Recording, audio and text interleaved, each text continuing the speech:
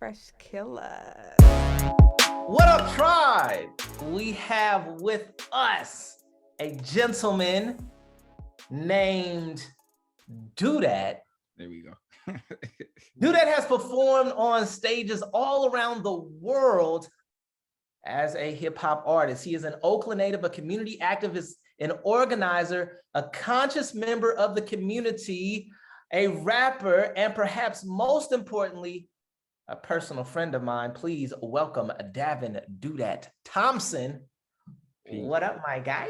Peace, man. Thanks for the invite out. I'm very happy to be in communion with you. You know what I mean? Yes, especially after so much time. Thanks for inviting me out. And yeah, you feel me? East Oakland's finest. You feel me? Oh, all day, all day. Hey, man, how long have you been rapping? I've been rapping since I was in 4th grade. So, you know what I mean? A long time. In the 4th grade. Since so a good 30 years. You know what I mean? Yeah, bro. Mm-hmm. I was wondering, man, like how did you, at the time when you were really passionate about it, getting wrapped up in it, it was also coincided with the rise of like gangster rap, the takeover of gangster rap. Right. They killed the backpack movement, the party movement. They killed everything else, right?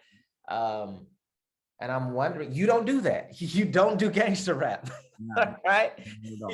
That's not your thing. So my question is, what was it like to kind of develop a style outside of that, right in the midst of that wave? I mean, what I've always taken from hip hop is to tell a true, authentic story that is yourself. You know what I mean? Like, I feel like, from my perspective, when I was young, and I'm only speaking for myself, it was very much about being real. You know what I mean? And I feel like that gets misconstrued in terms of what is real, but I was always gonna do what was true to myself. And I wasn't thugging like that. You know what I mean? I wasn't, you feel me, in 4th grade, I wasn't wrapped up in anything like that. And continuing on from that, I wasn't involved in the streets. My family wasn't, we weren't politicized. Like, my mother and father weren't politicized at all, but there was a Black consciousness in the house. And I feel like I kind of just absorbed that and kind of carried that consciousness on. And you know, it was like fairly easy, you know, like when I first started listening to hip hop, and how old I am, you know, I'm listening to like X Clan, you know what I mean? So there's a lot of like the all throughout the album, it's RBG, you know what I'm saying, To the Road of Blackness and all the rest of that shit. So yeah. To the east, my brother, to the east, my brother, to the east, my brother, to the east. Yeah. Let's say the red, the black, the green. Sissy. Right. Yeah. Oh boy. So that Tupac, Strictly for My Niggas. Yo. You know what I'm saying? Like these are joints that are in my DNA, you know? Oh my God. Wait, hold up, man. Cause I feel like I didn't properly go over that era. I probably would have came with the question. I would have reformulated the whole question because, oh my God. All right. So look, man, you're a hip hop scholar. You know, I'm, in hip hop community college, you have a hip hop PhD. I have a hip hop AA, but whatever. So, but still though, so I guess toward mid 90s, I feel like it was the gangster took over the airwaves. Yeah. But maybe slightly before that, it was this street consciousness. Yeah. Yeah. Right. And it was weird because, you had X Clan, you also had MC Breed, Ain't No Future in Your Front. People that maybe started rapping gangster after that, it was like they were spitting like from a conscious perspective in the early 90s. And Tupac, of course. Public Enemy, yeah. So there, but what was weird though, it was also the height of murder at that time. Like, Right. And that was a strange thing for us to be growing up in, like, Yeah. because you had the Malcolm X came out, you had the people rocking the Malcolm X hats, and people made a big deal of seeing that in the X shirts, and people were wearing Morehouse Spelman Tuskegee shirts and all this Black consciousness and this loud brand. Medallions. Yeah, Right? and the medallions. Oh my God! Remember Black Bart Simpson? Yeah, The Black Bart yeah. Simpson shirts. Yeah. Yeah, but at the same time, the hood was wild, man. Right. Like, Right. oh man. Right. So I feel like it's always been wild. You know what I mean? And maybe some differences throughout the years. You know, I remember I forget who I heard saying this, but like, you know, saying like, so let's say like the 70s or something like that.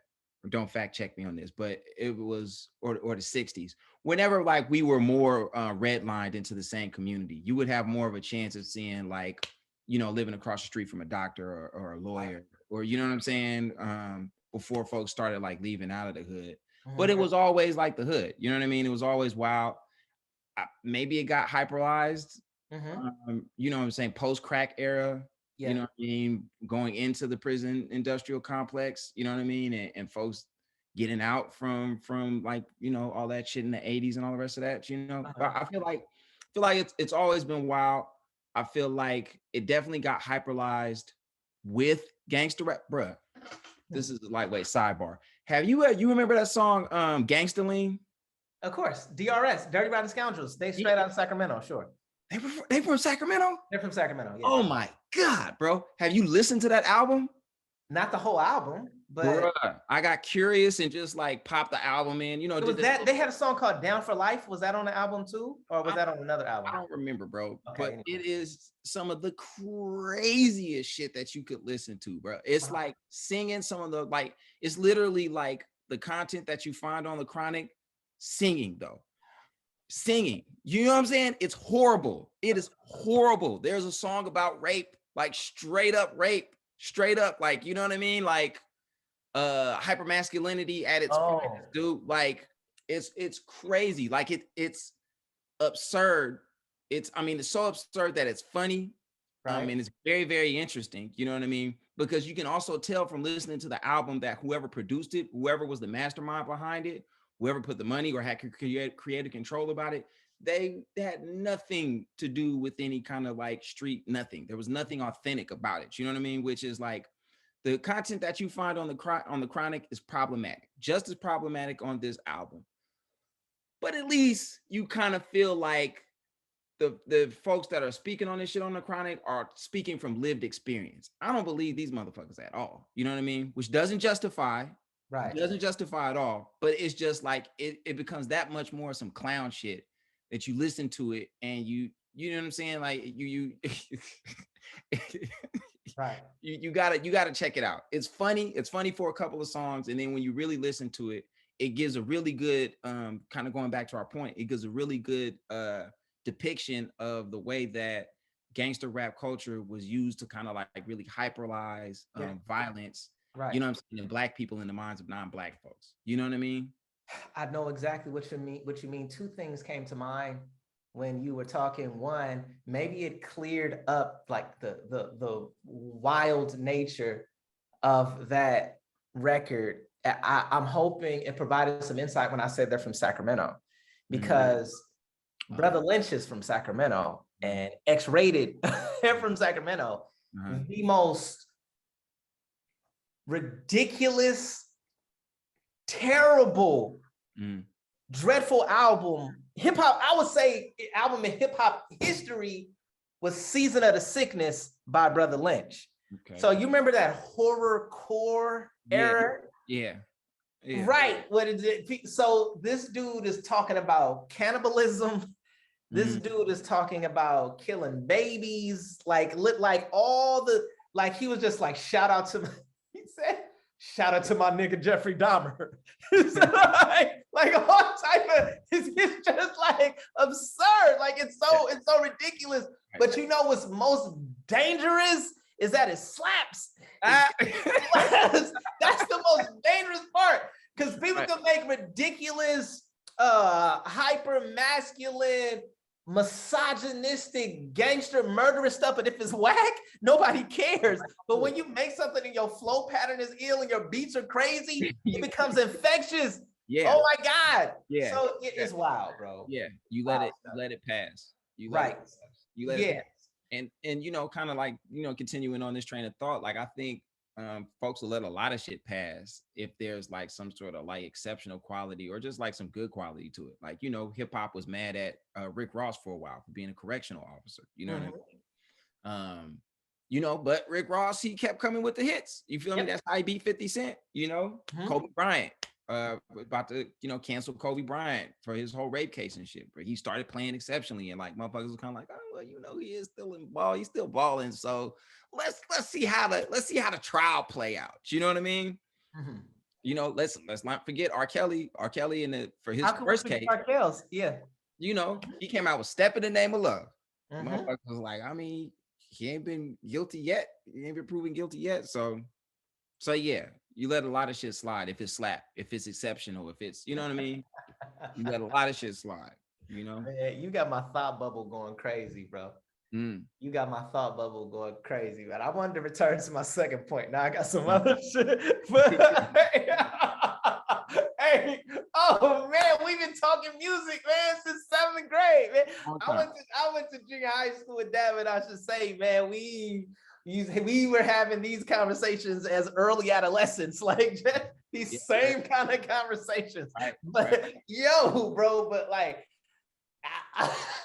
oh my God. So, oh my goodness. I want to talk about Kels real quick, man. Yeah, because people were just like, I never listen to R. Kelly again. People bought the tape at the gas station, at the mall. People bought the bootleg tape.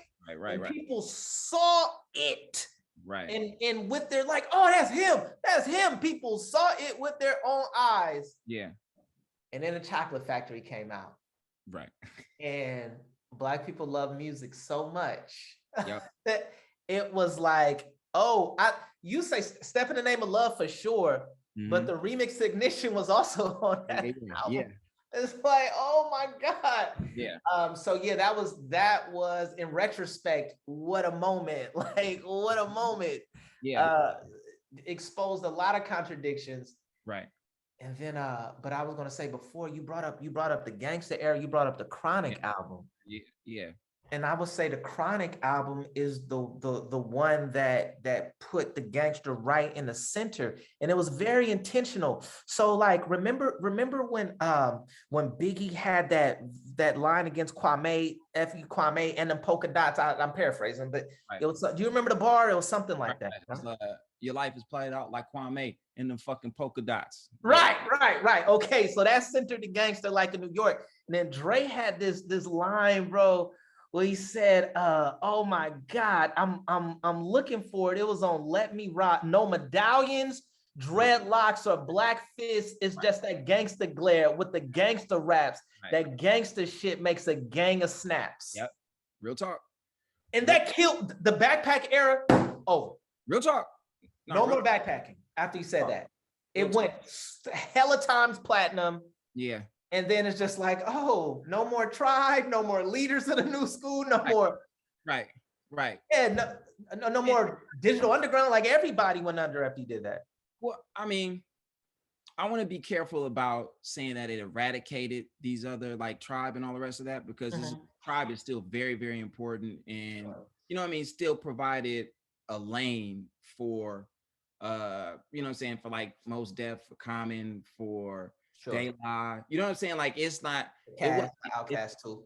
Right. It's not like what the Chronic was and what gangster rap was like pinnacle commercial music. You know what I mean? Pinnacle commercial, you know what I mean? And it played into what white folks have had played into their head around like how they should fear and be afraid of Black folks. You know what I mean? And I'm not disagreeing with you all. I'm just like, I want to be intentional about like it didn't kill anything as much as just like the spotlight and the money was just funneled into this. You know what I mean? Where you get it, where it's just culturally you get, you know what I'm saying? And I'm not sure exactly when this movie came out, but you get like Boys in the Hood, which is different from Menace to Society, because Boys in the Hood was still like, message, you know what I mean? Where Menace to Society was just nigga shit. You know what I'm saying? It was just straight up nigga shit. You know what I'm saying? Like straight up, Whereas like if I had to, if I had to make the distinction, like, you know what I mean? I would say like Boys in the Hood was Ice Cube, right? So it's like he was on the gangster shit, but he still had the message. Sure. Whereas like Menace to Society was just straight up NWA. Ain't no message. We ain't talking about shit. This is just nigga shit, And I'm sorry to meander around this, but where I was landing with it, I think I keep it 100, bro. I think Dr. Dre has been a part of some of the most destructive Black music. You feel me? That we've had in existence, and the Chronic and Chronic 2001 are classics, Sure. absolute classics. But that doesn't take away from like the pollution, you know what I mean, that this fool has contributed to our music. Listen, how do you juggle that? How do you juggle everything that you just said about how detrimental right is and you use the word intentional, super intentional about it, like no dreadlocks, no medallions, no none of that, man, we gangsters, like, and he had this huge commercial machine behind him.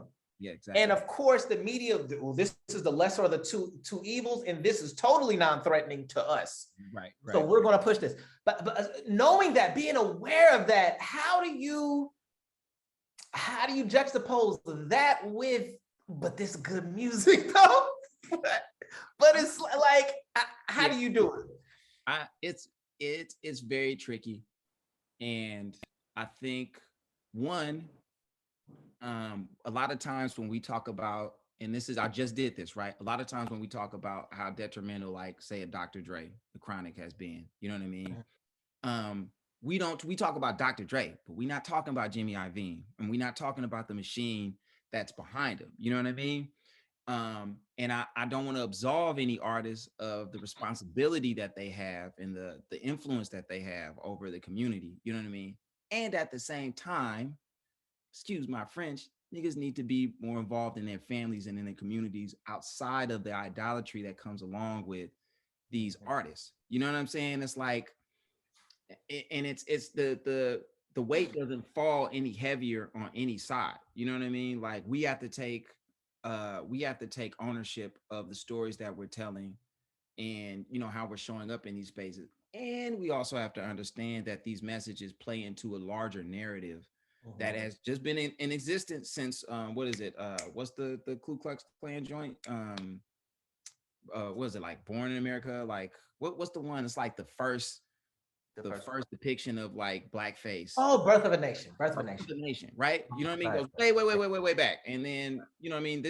The gangster narrative plays into that. You know what I mean? So I think to a certain extent, yes, Dr. Dre is an entertainer, right? Dr. Dre is an entertainer. This is music. This is his job. This is what he's doing. This is what he's good at. Who's in the home that's explaining this to the listeners? Who's providing the example? You know what I mean? Of this is just entertainment. You don't have to like live this out, And then for me, the conversation always spirals outside of the art that's being made and goes back into like where the art is from. You feel me? I went to the Bronx. Like KRS always talks about, like, if you really want to understand hip hop, go to the Bronx, go where it was created. Go see. I went to the Bronx. You feel me? I hopped off of the train. That shit looked like West Oakland. It looked like West Oakland, Potrero Hill, and Nicaragua. It's like that. And the energy is like that too. You know what I mean? So it's like, it's not like Dr. Dre ain't telling the truth. It's not like people aren't living these lives. It aren't like these stories aren't happening. You know what I mean? Like, yeah, this is real life. But why do you have an R&B group singing about this lifestyle? Why is it that this is so commercially viable that an entire culture is being created around the archetype of NWA, of the Chronic? You know what I mean? Like these are larger questions. Why are our families in such disarray to where we're like lauding and celebrating this. You know what I'm saying? And part of it is because it acknowledges folks who aren't, you know what I mean, aren't used to being acknowledged. You know what I'm saying? Like we feel like we have some ownership. We feel like we're being seen. You know what I mean? And I feel like, tinfoil hat shit, fuck it, whatever.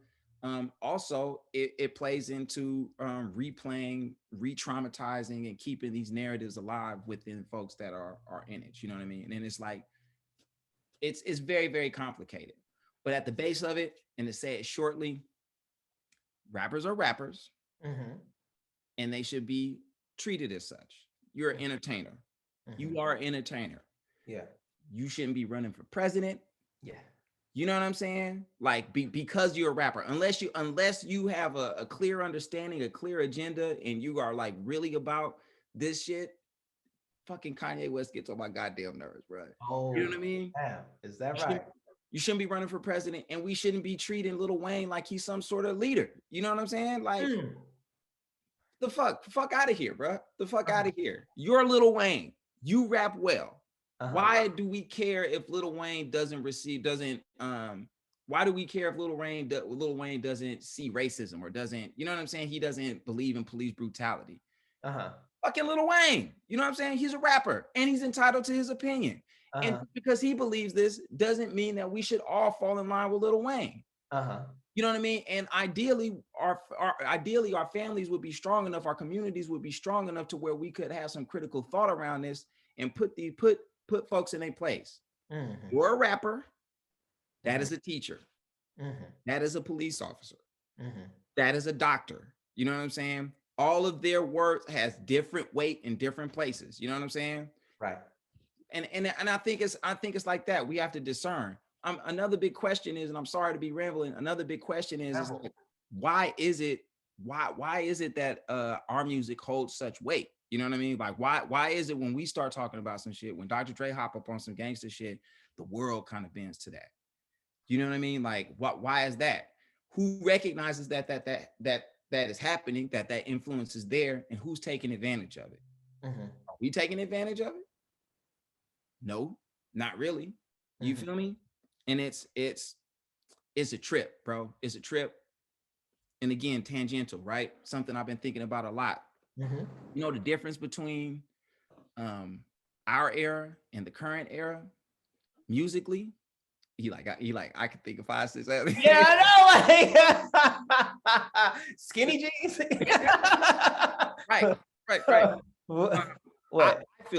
I feel like when we were younger, it was easier for us to spot studio gangsters, folks that like were doing it and were doing it purely for the entertainment. Okay. And I feel like now, I feel like a lot of these cats are doing the shit that they're talking about, as heinous as it is. They're doing it. You know what I'm saying? Like fools. I mean, how many motherfuckers is catching cases now? Yo, Davin. Oh my goodness, man. You know? My thought bubble. Okay. All right. Yo, hey, on that last piece. So Nas is really from the projects. Okay.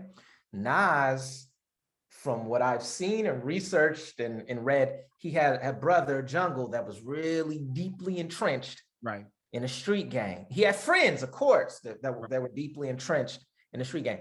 He was not, he was there, maybe around it, but we know the difference between someone that lives in a hood and someone that's really 100% down for the set. Right? Because you and I are those people on the periphery, right? Like, you know what I mean? So we know what that means. We know that we know that there's a difference, right? And so, but he could write well. They wanted to represent the hood. Like, you do that, you rap, you do that, right? And tell our stories in that way, right? And there are other examples of people that were kind of dabbling, but not really in the trenches. Now, what they are doing is someone that's already beat a murder, or is it, they're like, oh, yo, you could learn how to rap later, but you got so much clout on the streets, I'm just gonna sign you. So it's just like the ones, the hitters, the shooters, the people, like they're getting the deals, and it's like it's sending hip hop in a different direction. Man.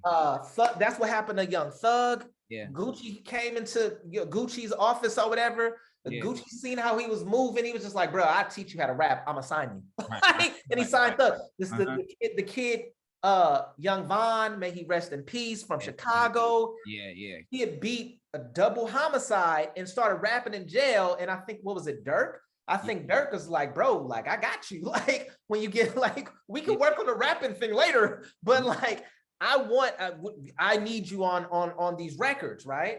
Yeah. And so it's just like, that's part of the reason why there are so many rappers being deceased, because it's a different kind of rapper being signed. It's the person that is the killer first. Right. And I'm not trying to put any smut on anyone's name, but it's a person that's deeply entrenched in the streets first, and then rap comes second. Right. You know what I'm saying? As opposed to the person from the hood that can rap and like, we're gonna keep you out of all that stuff and just I want to go overseas with you. I want to go to the show in Miami. Just take me with you. Like, right. Yeah, bro. Yeah, it's kind of cold to see. It's cold to see that. I mean, it's cold to see that transition. I mean, and like to see, like, again, because this is technically what, like, if not the our generation, this is not our kids, then, you know what I mean, getting ready to be our grandkids. You know what I'm saying? Like, and it's just sociologically, it's interesting to see that progression. You know what I mean? It's like, it's gotten to the point where it's not enough to just be like fronting like you do the shit. Motherfuckers want to see you catching, you know what I mean? You even get more, even get more clout when you catch the body. You know what I mean? Say see it, no, literally, like on Instagram. Like, they want to see it. They want to see you go live. What is happening? Like, for real. Right. On the drive-by like this. It's like, you know what I'm saying? Right. Yeah. Straight up. As wild and funny as it is, it's like damn. Like, for real. There's a cat from East Oakland. From like, he from the East. I think he from like Nay or something like that. You know what I mean? And like, you know, I was on bruh his Instagram, kind of just watching him, because, you know, I'm from around that way, you know what I mean? So I'm just kind of curious, and I'm looking at how bruh's moving. I'm like, oof. And I know that neighborhood, you know what I'm saying? Like, you know what I mean? Like, I gotta lose. It's scary to watch. And I was a little concerned for bruh too, because I'm like, man, you know, you out here, you are hot in a hot area, you know? And it's a trip to see that. It's like, it's a trip to see, and it's also kind of fucked up that we really do celebrate that. Like, the realer you are in that sense, you know what I mean, the more clout you get for it, the more respect that you get for it. You know what I mean? And it's a bunch of stuff that we really shouldn't even be like celebrating like that. Like, you pimping, you selling drugs, you know what I'm saying? You know, shot up a motherfucker, you know, shot up a whole neighborhood, you know what I mean? You selling drugs in front of school, whatever, you know what I mean? Like, this is the thing, these ideas, these values are things that are being like placed into our music, and these are the things that we celebrate with, you know what I mean? And it's a little saddening, you know what I mean? While at the same time understanding that there's a vast like reality of music. There's a whole multiverse of music. You know what I mean? But if we're speaking about like commercially what's being presented in front of us, then this is the little sliver that you get. You know what I mean? But it's amplified by 1,000. Bruh, you know? And from what we can see, like, I don't know, like, the kind of music that I make, I wouldn't say is as popular as, like, what's them cats from Vallejo? Oh, SOB? Yes. You know what I'm saying? Like, the kind of music that I make, or the kind of music, the kind of like backpack stuff, underground, like rap stuff that I do, is not as popping as something like that, you know? And that could be for a few reasons. That could be like, you know what I'm saying? Maybe the grind ain't as strong. Maybe it ain't, like, who knows, you know? But I wonder, just like culturally, like, is it just speaking about the Bay, is that something like that's just native to the Bay? You know, like Too Short, he said when he came up, he was making music for the drug dealers. You know what I'm saying? He was going to the dope spot, Sure. you know, with music for that. So is that just the culture, you know what I mean, out here, or what is that, just the culture across our nation, or like what's the commonality? Like, why is that the case? Is it purely because commercially these things are just like readily available, or Why is what the case, Davin? why is it like the hood shit is more prevalent in the hood? Like, why does it seem like it's easier for you to get on, you know what I'm saying, on some Lil Durk or King Von or NBA Youngboy, you know what I'm saying? Like what is it about our culture, street culture, that makes it where it's like you would rather engage with something like that? And maybe this is a generalization, maybe this is like, humbly and respectfully, like what is it? Why are we attracted to the more destructive message? Why is it easier to get a bottle of Hennessy in the hood than a fresh pear? Okay. You know what I mean? Like why is it easier to go to get a greasy piece of chicken from Church's Chicken than to get some organic meat, in the hood, right? Like all these things are marketed to us, and I don't think that people have as much of a choice as we would like to think that we do. Okay. We have a choice, but we would have to fight so much harder because these things are centered and fed to us. Yeah. So I think I just keep thinking about that record, MC Breed, Ain't No Future in Your Front. And he's been on Too Short records, and he's talked about all the partying, smoking weed, and the girl. Like, he's been on those type of records. But we leave it up to me. I paint the White House black. I ain't no future in your front. Like but even like people that get involved in a lifestyle and sell, like, these are some of the most brilliant, conscious people in the hood that can really, they're sharp, and they're aware of not all of them, but they're aware of history and all of these things. Like, all these things we're talking about, like, they could easily join the conversation, but it's just a matter of how you gonna eat, right? And so I think that these things, like, they saturate. It's just disturbing that I listen to like the drill scene in Chicago. They talk about, like, I was smoking on whatever they ops, and kids that have really died, and they're taunting the dead in the music. The same thing is happening in a Jacksonville scene, and in Brooklyn as well. And so even the word drill, that bothers me, the drill scene. So you marketed it perfectly. So it's not just something in Chicago. No, all these areas can have their drill. And what makes it drill is just, you talk about smoking your ops, and you talk about all these disrespectful, but it's created by, like, the Jimmy Iovine's that you said, like the execs. How could you? So I say things about the vaccine, and I say controversial things, like on my channel, and those things get edited. So the comments get edited, and I know it's all type of shadow bans, and I know all those things are happening, right? But yet and still, you let a 15-year-old talk about another 15-year-old that just got murdered, like, and you let that get 10 million views.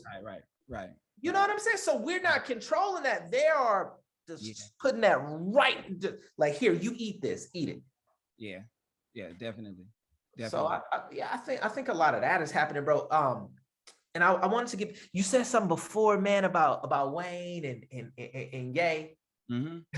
Like, you're a rapper, right? Your job is to entertain. But I thought about you, Davin, because you're a rapper, but you're also a leader. You're also what's the difference between you and your approach in those Lil Waynes and those Kanye's or whatever? Because I feel like rap opened up, and I could be wrong, it's your life, but I feel like rap opened up the door for you to do all those other things in the community and for you to reach all the people that you may not have reached. Yeah, man. Yeah, and I mean, bro, I'm blessed. I'm blessed because I've been able to sustain my life off of my talent. You know what I'm saying? Since I got out of high school, like I've been able to feed myself in one way or another Mm-hmm. through my association of hip hop and being an MC. You know what I mean? And I don't feel like because I have a platform, people should hold what I say any higher or hold what I say higher than somebody that's an expert in that opinion. You know what I mean? And I think that's the point that I was making is just like Lil Wayne and Kanye and Do That and whoever, we can all have our opinions about these things. Like we're people, you know what I mean? We're people. But out of the idolatry that comes along with it, Mm-hmm. like because I can put words together, because I can perform that my word has any heavier weight than somebody, especially somebody that's in that field, you know what I mean, that is dealing with like law and dealing with like putting these things together. Like I don't think that that should hold any weight. I think the celebrity, you know what I mean, is the issue in people's association with celebrity and holding this like, well, Lil Wayne thinks that there's no racism, so we should be all up. Fuck, so the fuck what? So what? So what? We know, you know what I'm saying? Like, we have to take this person, we have to hold this person accountable as a person. You know what I mean? And I think I don't think there's a difference with that. I think that really people should form their opinions outside of the commercial sphere of what the things that they are consuming commercially. You know what I mean? I think that's the big thing. You froze. You still there? You froze, bro. With the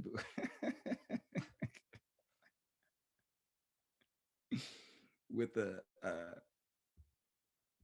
damn, let me see.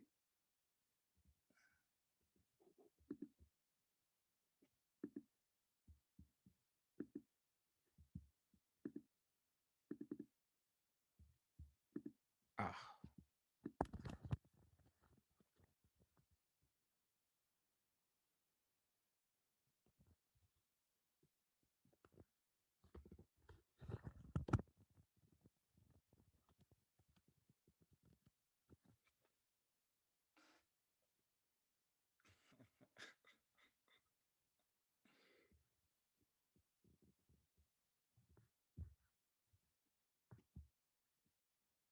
oh, this shit's still recording. Hey, bro, if you can see this, uh, you froze with the most brilliant smile on your face, man. It's fun.